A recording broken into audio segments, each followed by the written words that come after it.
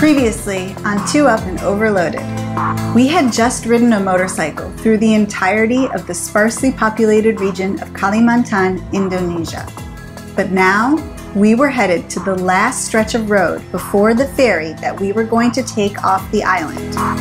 And we remembered from our first time here that this stretch of road had the worst conditions that we had encountered on the whole island of Borneo. And our motorcycle was... garbage. Rolling garbage. This is true. What did you say once? It had square wheels? Yeah. 1932 Bajaj Pulsar. This is true. It was, it's probably seen some good days, and I know a lot of people out there maybe have a Bajaj Pulsar, but ours, specifically, is garbage.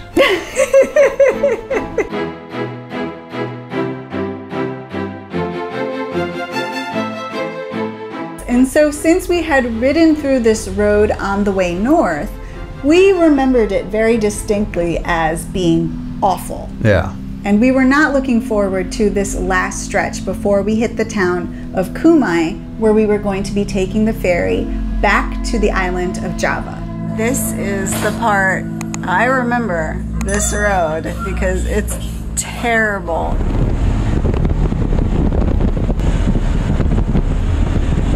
And the road did, of course, live up to our memories of it.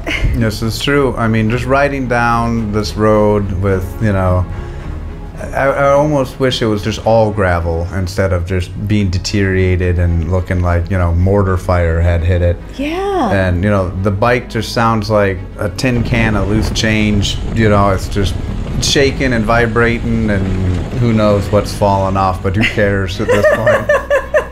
But also the suspension on this motorcycle, which we have lovingly named Dorco, is awful. I mean, there is no suspension. There is no suspension. It's pretty much just you bottom out and hit concrete on your butt every single time. One of those teeter-totters, and when you land, you know, it's like, yeah. Bah! There's like no tire to like absorb it. It's just ground. It's just like, bah! How you like that? Again, bah! But yeah, this is fun. We teetered and tottered our way south.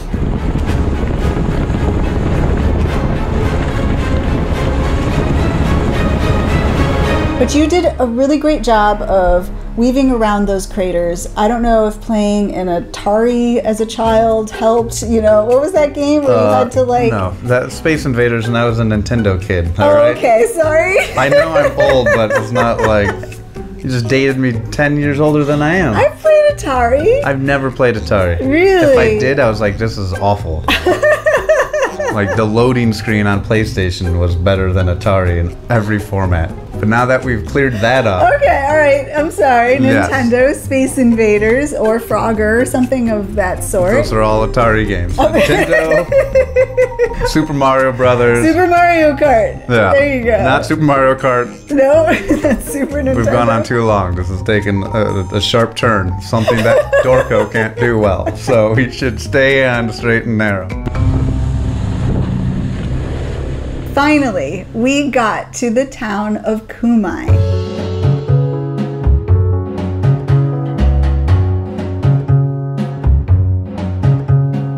And this is where we had started our great Borneo and Kalimantan journey. This is where we saw the orangutans at, what was it, Hotel Madrid? Madrid. Yeah. So the hotel we did not see the orangutans in, but they helped us hire a boat cruise on this river through the national park that's right there to see wild orangutans. One of the most magical memories of the whole island, but... That's right, and we were back at Hotel Madrid once again. It was so nice to see everyone there, Lisa and her husband Majid, but we had business to do right away. So we immediately dropped off all our luggage from the motorcycle into the hotel room and got on civilian clothes and headed out onto the street to see if we could buy ferry tickets. Yes. Okay, no rest for the wicked. We have to go right away to see if we can get tickets, when we can get tickets for the ferry ride to Semarang from here. Hopefully it'll be soon. but I miss this town. It's really nice. I'm glad to be back. Hello!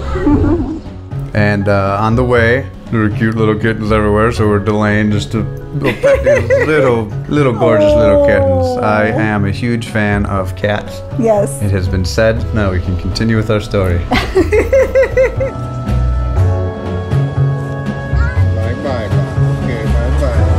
We got to the ferry ticket booth. It was a little complicated to get the ferry tickets. We were using a lot of Google Translate to get this done. But this was very important because this ferry is a 24-hour ferry. We did not want to miss it. We did not want to mess this up. It's a long ferry, and he was very adamant about us having to be at the dock at 3 in the morning because apparently that's when they start loading up the vehicles. So this time the ferry's a little bit more expensive, but that's okay. And it's a 12-hour ferry. No. 24-hour ferry. And we have to be there at 3 in the morning. Yay. Oh man, not looking forward to that. So after, you know, a heck of a day's bumpy ride to get there, now we're told, oh, and you're not going to be able to get any sleep tonight. That's right. So there was some extra kitten petting needed for me to reboost my soul.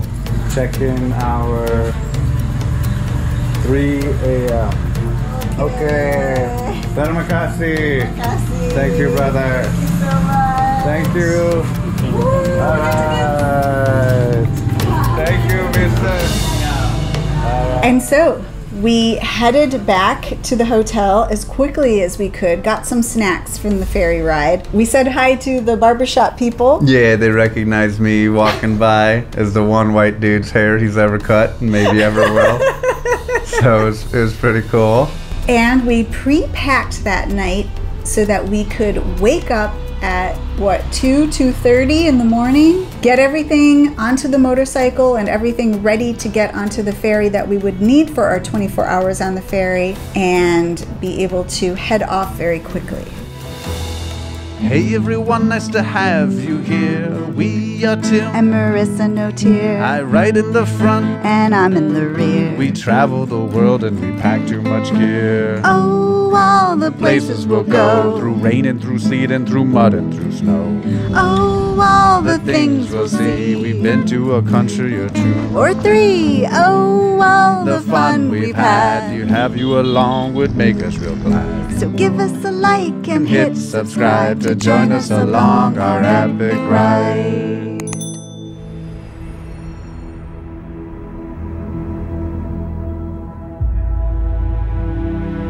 When the alarm went off, I was not in the mood to wake up, but you have to.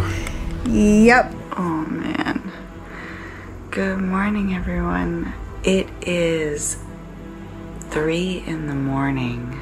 And we are getting ready to go onto a ferry across the Java Sea from the island of Borneo, from Kalimantan, Indonesia to Java, Indonesia. And it is going to be a 24-hour ferry. So this is going to be a long, long ride. And the ferry apparently leaves at 5 in the morning and arrives at 5 in the morning. So we have to be there really, really soon to get the motorcycle on and to get on board the ferry and get it all loaded before it leaves. So we're getting packed up and here we go. Not a good night's sleep, and I knew that there wasn't a good night's sleep coming over this next 24-hour period, but we just needed to get on the boat and then we could try to just melt.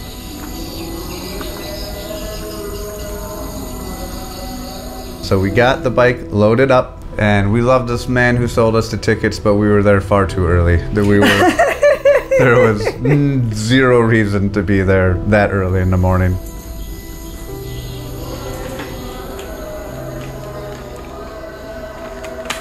I like your outfit. Awesome.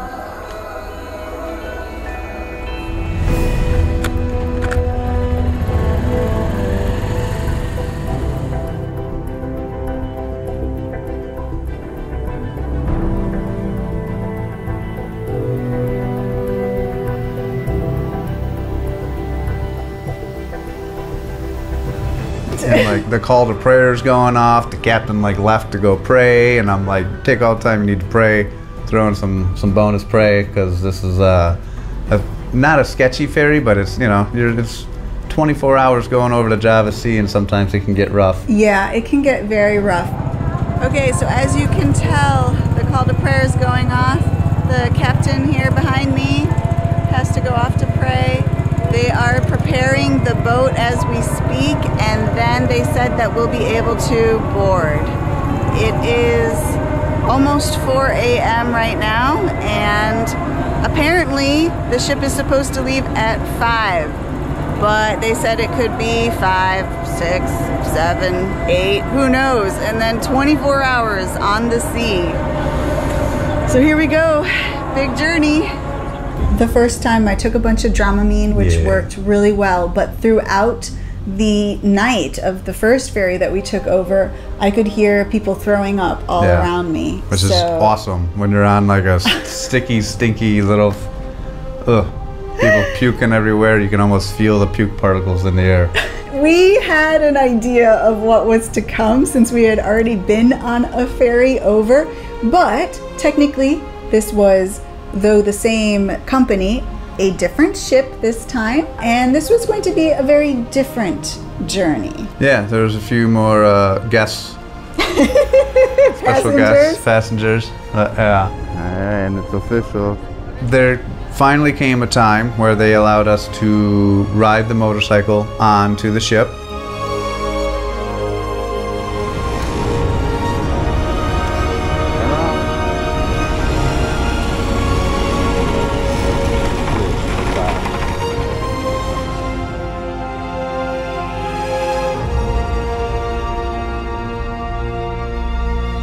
Dorco doesn't have a leg to stand on, you know, like it's just rusty everything, and I'm, you know, the ship can pitch and yaw a lot. Obviously we put it on its center stand without a whole lot of faith, but at this point I don't even care if the thing falls over, falls in the ocean, probably be better. No, we don't want it crashing into other people's motorcycles, and that's the thing. They pack them all together, and I was trying to explain to people on the ship, we need to tie this one because the center stand and the kickstand, like the whole thing is just not very sturdy.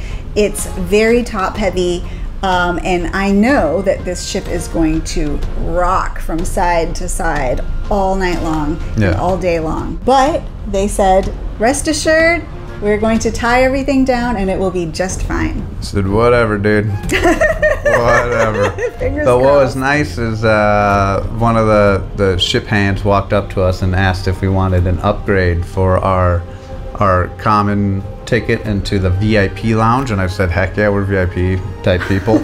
And it's like an extra like $2 to get into this little portion all the way at the front of the boat where there's only 20 seats opposed to 1,000, and out of those 20 seats there's only like, you know, 10 people in there. So that was super nice. And by super nice I mean super nicer. Yes. So for an extra 100,000 rupiah, which is about $6, we got to the upper class, and that's where we are now. The seats are like this, but they can stretch out to be like a bed. Now it had like these kind of bigger seat things that you could pull out a section to make it into a bed, but the sections were not even, so it was a bit like, I don't know, just this uneven, not very soft surface that was not a full bed anyway. And I'm tall. I'm the tallest person on the boat. It was a bit of a strange setup, but like, no matter what, we were thankful. Those little teacup rides at little fairs, you know? There's one of those as one of your chairs, and then like pretty much an ottoman, and then this you know, this ottoman that you pull out that goes into the teacup chair to connect the two things, and it's just like this. The technology is not there yet. No, I'd never seen anything quite like this setup before, and I doubt I ever will. I don't know if it was custom made for this one ship in particular. I'm sure it's mass produced. It shouldn't be though, because it's not a great setup. Menjelang keberangkatan. Selama pelayaran dilarang berada di geladak kendaraan. Untuk para pelanggan yang terhormat, pelayaran Anda hari ini bersama kapal yang telah teregistrasi di International Maritime Organization. Serta lepasan kabel aki kendaraan.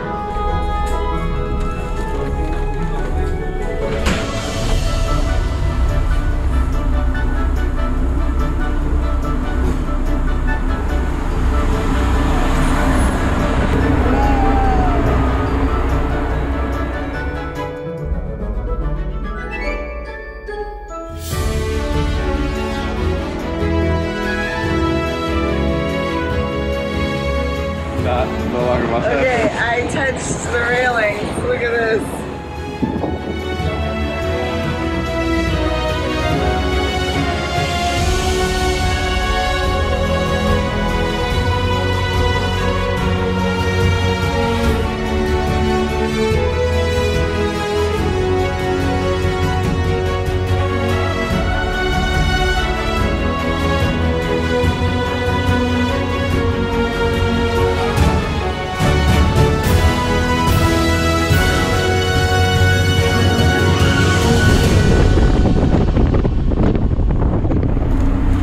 Nothing but a good time. But the worst part about this, for me in particular, I don't know what it is about this, but I am scared of snakes, I am scared of spiders, but I'm not too squeamish about bats, and rats are kind of freaky. But all of those things have nothing on cockroaches for me. And I don't know why, because it's not like cockroaches bite. They're not like carrying some plague or anything. They're just really freaky. I don't know why. I think it just kind of goes with the atmosphere, because usually when you see cockroaches, like the environment is very cockroach-esque, you know? So it's like the stale, sticky air and these little, you know, yoga mats that have been farted on and sat on, and feet are all over them, and you know, and it's just like, yeah, where cockroaches thrive, you're not, without even seeing a cockroach, you know that this is the territory where you might see one or two. And this was Joe's apartment. There was a whole lot. There were cockroaches eating other dead cockroaches. Yes. You know, it was just It was a cockroach nightmare. And for someone who really, really doesn't like cockroaches, this was worst case scenario. I mean, there were cockroaches running around all right next to me. On my coffee cup, in the lid. I'm like, absolutely everywhere.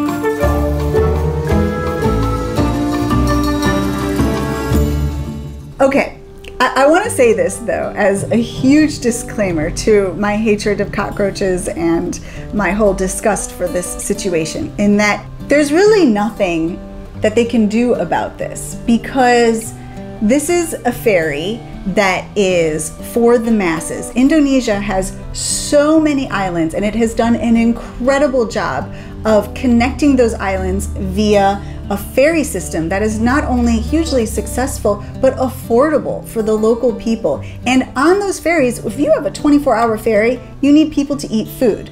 Do they have a giant cafeteria that's big enough for everyone to eat only in that cafeteria? No.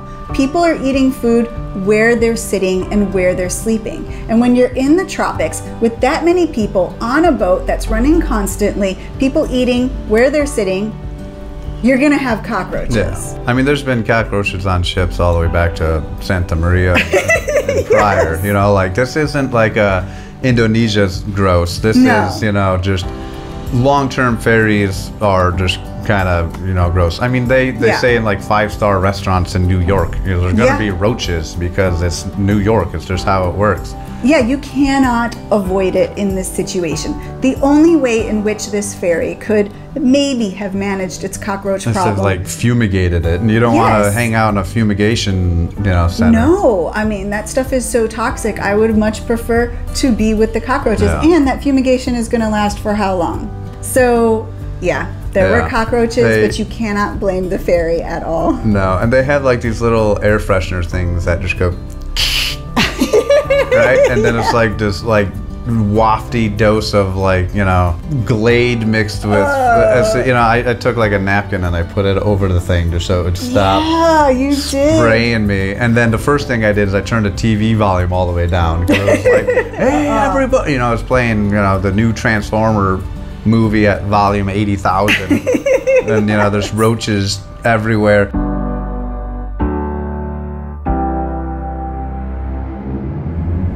Fruit for lunch. Chicken, fish, rice.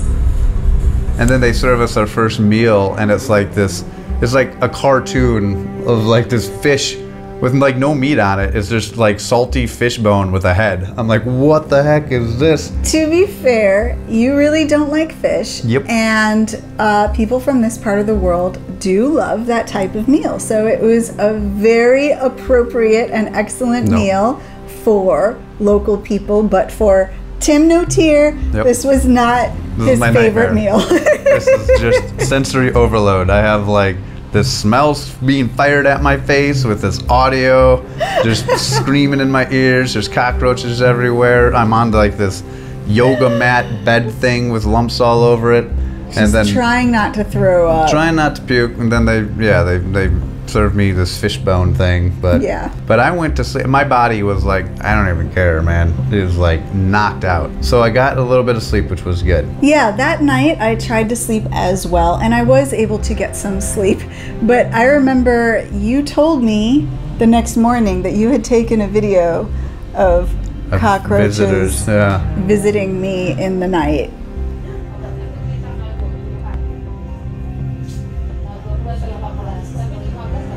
Yeah. They were all climbing around her head, and I knew they were by me too, but what are you gonna do? What are you gonna do? What are you gonna do? Thank goodness you didn't wake me up. Yeah. I was mad at her because she saw a little cluster of cockroaches eating a dead cockroach, and she wouldn't like swoosh it somewhere. I couldn't bring myself to do anything about it. I would just turned away, turned a blind eye. And I woke up in the morning and I got more coffee. And the little dude's, you know, the worst part of waking up is roaches in your cup. I think is what they say. The bathroom, actually, the VIP section had its own bathroom. Usually there's like this, you know, women's section and men's section for the rest of the ship, but we had one little tiny private bathroom, which was nice. Yeah, the bathroom was nothing to brag about either. There wasn't a lot to brag about this ship. We love them to death, and it has a very good purpose. But yeah, the bathroom, the toilet water was kind of overflowing onto the floor. Yeah, there was water all over the floor. It was splashing all around, you know, because the boat is rocking all around. But it was a functional toilet. Yeah, but without the fun.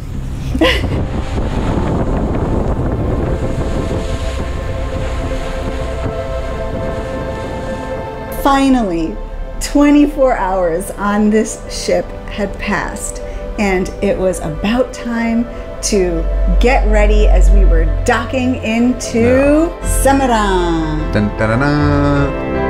Terima kasih.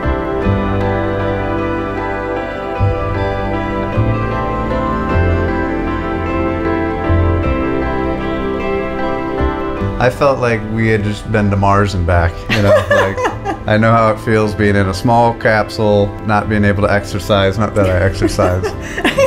I was super glad when we docked on Java because I wanted off and I wanted to go to sleep, and we were super excited because we were going to meet up with our good buddy Dan. Yes! And there's a whole new part of Java, of East Java, that we wanted to explore. And we were absolutely ready to explore the incredible sights of Eastern Java. But that will all begin in the next episode. So thank you so much for watching this video. I hope you liked it. If you did, please give us a big thumbs up and hit the subscribe button below. Ding, ding. And if you are enjoying our journey and our crazy experiences going on ferries from one island to the next with a motorcycle, then you can support us and check us out on Patreon in the link in the description below. Our Patrons really help us push forward.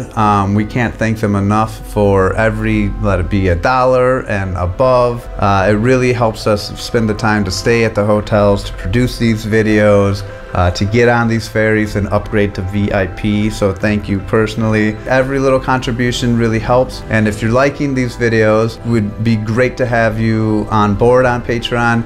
You do get videos, early access, without ads, and we also send postcards to all of our patrons out there. Yes! So for as little as $1 to $5, $10, whatever you'd like to support us for a month, we'd love to have you along for the ride. And we are so thankful and grateful for everybody who helps support this amazing journey. Thank you so much, and we'll be seeing you next time. Stay safe, everybody. Bye! Peace!